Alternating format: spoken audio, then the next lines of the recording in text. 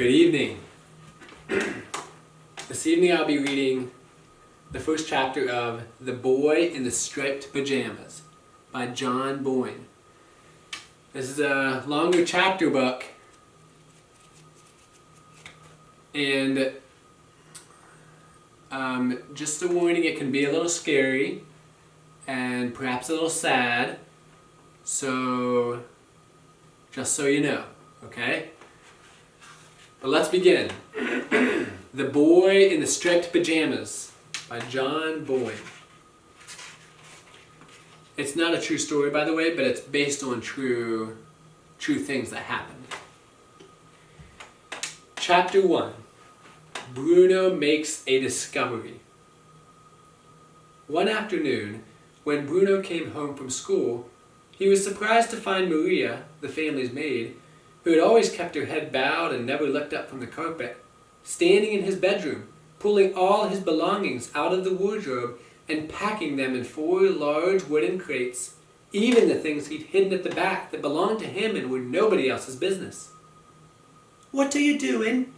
he asked in as polite a tone as he could muster, for although he wasn't happy to come home and find someone going through his possessions, his mother had always told him that he was to treat Maria respectfully and not just imitate the way father spoke to her. "You take your hands off my things!" Maria shook her head and pointed towards the staircase behind him, where Bruno's mother had just appeared. She was a tall woman with long red hair that she bundled into a sort of net behind her head, and she was twisting her hands together nervously, as if there was something she didn't want to have to say, or something she didn't want to have to believe. "Mother," said Bruno, marching towards her, "what's going on? Why is Maria going through my things?" "She's packing them," explained Mother. "Packing them?" he asked, running quickly through the events of the previous few days to consider whether he'd been particularly naughty, or had used those words out loud that he wasn't allowed to use and was being sent away because of it. He couldn't think of anything, though. In fact, over the last few days he had behaved in a perfectly decent manner to everyone and couldn't remember causing any chaos at all. "Why?" he asked then. "What have I done?" Mother had walked into her own bedroom by then, but Lars, the butler, was in there, packing her things too. She sighed and threw her hands in the air in frustration before marching back to the staircase, followed by Bruno, who wasn't going to let the matter drop without an explanation. "Mother," he insisted, "what's going on? Are we moving?" "Come downstairs with me," said Mother, leading the way towards the large dining room where the Führer had been to dinner the week before. "We'll talk down there." Bruno ran downstairs and even passed her out on the staircase so that he was waiting in the dining room when she arrived. He looked at her without saying anything for a moment and thought to himself that she couldn't have applied her makeup correctly that morning because the rims of her eyes were more red than usual, like his own after he'd been causing chaos and got into trouble and ended up crying. "Now, you don't have to worry, Bruno," said Mother, sitting down in the chair where the beautiful blonde woman who had come to dinner with the Führer had sat and waved at him when Father closed the doors. "In fact, if anything, it's going to be a great adventure." "What is?" he asked. "Am I being sent away?" "No, not just you," she said, looking as if she might smile for a moment, but thinking better of it. "We all are. Your father and I, Gretel and you. All 4 of us." Bruno thought about this and frowned. He wasn't particularly bothered if Gretel was being sent away because she was a hopeless case and caused nothing but trouble for him. But it seemed a little unfair that they all had to go with her. "But where?" he asked. "Where are we going exactly? Why can't we stay here?" "Your father's job," explained Mother. "You know how important it is, don't you?" "Yes, of course," said Bruno, nodding his head because there were always so many visitors to the house, men in fantastic uniforms, women with typewriters that he had to keep his mucky hands off, and they were always very polite to Father and told each other that he was a man to watch and that the Führer had big things in mind for him. "Well, sometimes when someone is very important," continued Mother, The man who employs him asks him to go somewhere else because there's a very special job that needs doing there. What kind of job? Asked Bruno, because if he was honest with himself, which he always tried to be, he wasn't entirely sure what job Father did. In school they had talked about their fathers one day, and Carl had said that his father was a greengrocer, which Bruno knew to be true because he ran the greengrocer's shop in the center of town. And Daniel had said that his father was a teacher, which Bruno knew to be true because he taught the big boys, who it was always wise to steer clear of.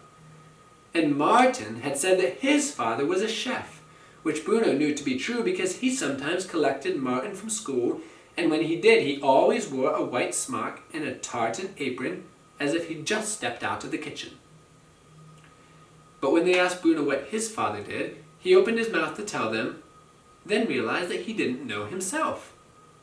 All he could say was that his father was a man to watch and that the Führer had big things in mind for him.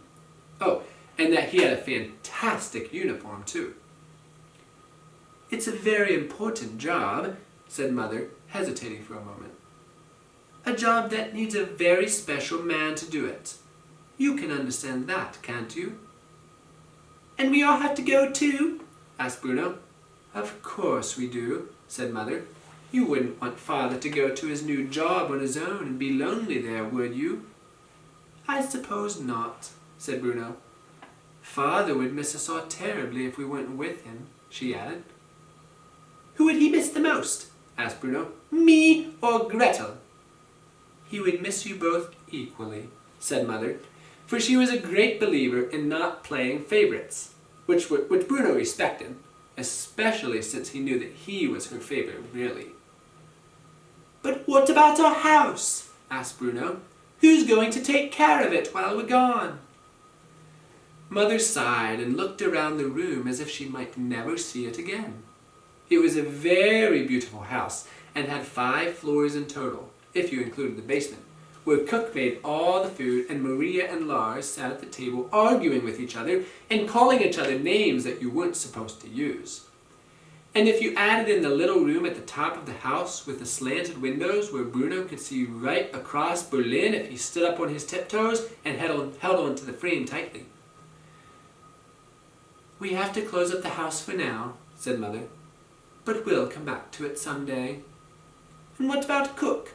Asked Bruno. And Lars? And Maria? Are they not going to live in it? They're coming with us, explained Mother.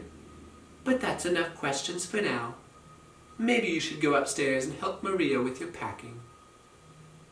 Bruno stood up from the seat but didn't go anywhere. There were just a few more questions he needed to put to her before he could allow the matter to be settled. And how far away is it? He asked.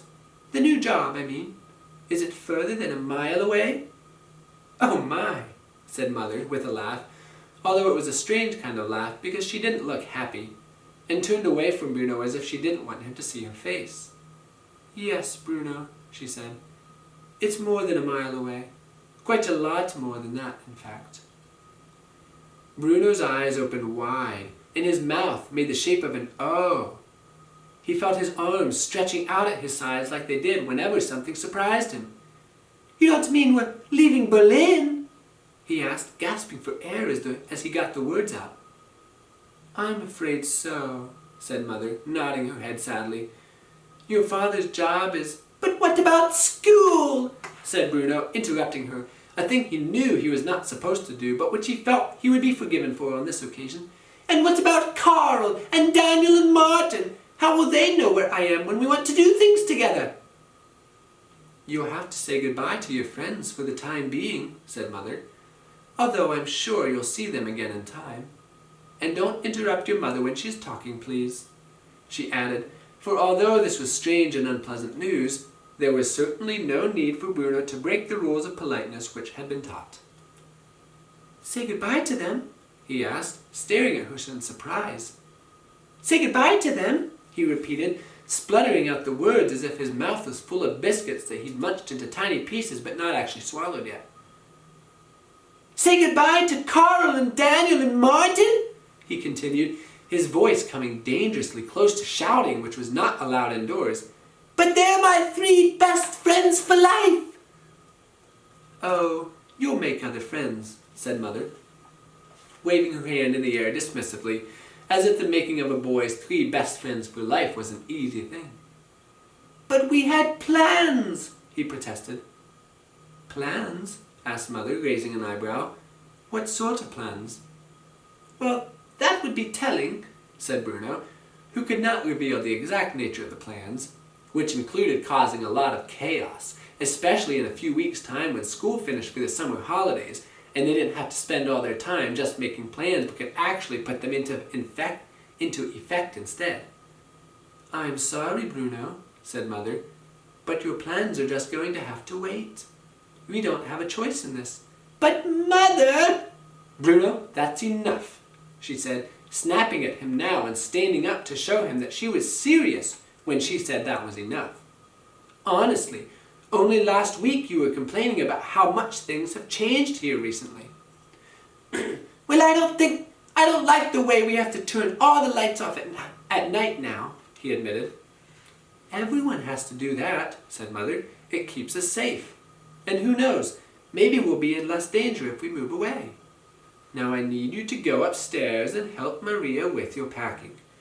We don't have as much time to prepare as I would have liked, thanks to some people. Bruno nodded and walked away sadly, knowing that some people was a grown-up's word for father, and one that he wasn't supposed to use himself. He made his way up the stairs slowly, holding onto the banister with one hand, and wondered whether the new house in the new place where the new job was would have as fine a banister to slide down as this one did.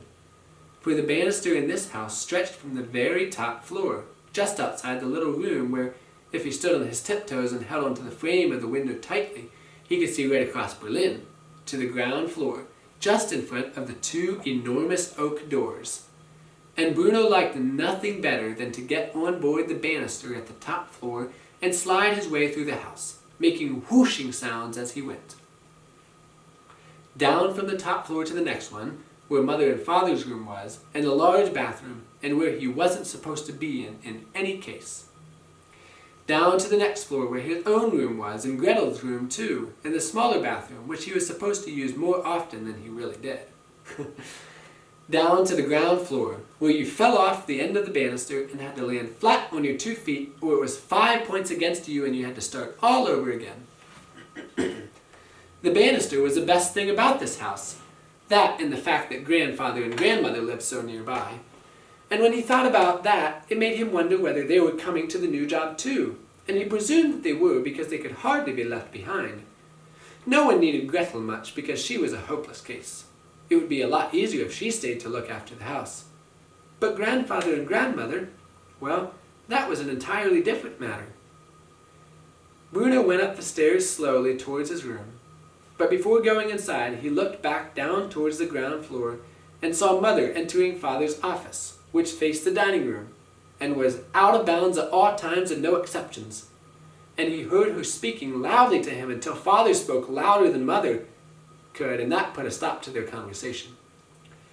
Then the door of the office closed, and Bruno couldn't hear any more, so he thought it would be a good idea if he went back to his room and took over the packing for Maria, because otherwise she might pull all his belongings out of the wardrobe without any care or consideration, even the things he'd hidden at the back that belonged to him and were nobody else's business.